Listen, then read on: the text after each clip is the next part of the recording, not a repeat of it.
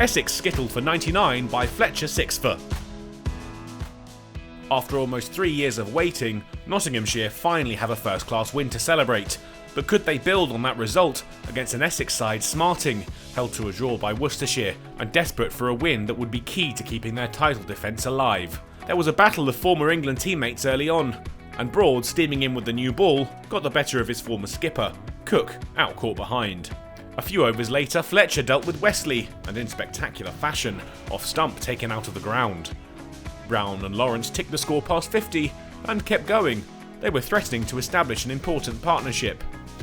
Lyndon James made sure they wouldn't be able to do so. Lawrence out LBW for 14, and Notts having the better of the morning session. Broad then dealt with Walter, out LBW for a duck to keep up the momentum. Essex then made it to the sanctuary of lunch without further damage done. The score at the break, 71 for 4. They'd had just 6 before Fletcher had another. Tendescarter out LBW for 6. The afternoon was taking on a similar look to the morning. And another for Fletcher.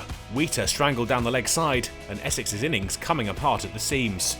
Mick Brown was the only Essex man able to really find his feet, and his resistance came with a 50. A quick single getting him there off 103 balls.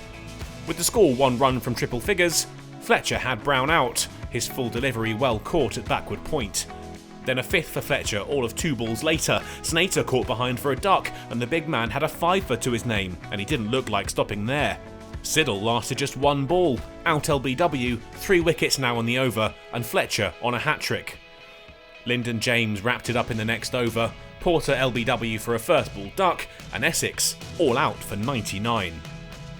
Little then for Essex to cling on to bar Brown's top of the order half-century. Luke Fletcher had run through them, finishing with new career best figures of 6 for 24. The Notts opening partnership has been a consistent one in recent times. Hamid's twin tons a few weeks ago fresh in the memory, but he'd have to go on without Slater this time, the opener out to Snater. And Duckett didn't fare much better. Porter pitched it up, and he could only guide a catch to Wheater behind the stumps. Clark and Hamid saw them to 50. The interval coming soon after, the score at the break, 55 for 2. They carried on after the break, looking to eclipse their visitors' total as quickly as possible. But Notts would need to do so without Clark. He was caught behind off the bowling of Snater for 15. Hamid, though, was still there, and he'd been proving difficult to dislodge, but this time he'd be unable to play his way to a milestone knock. He was out to Snater, another for the Essex upstart, and 1 run shy of a half-century. James and Mullaney, though, brought a stop to the Essex success. Their partnership took the side to 3 figures, and they showed no signs of stopping. Soon, it was worth 50 runs. Notts were showing the champions how to do it.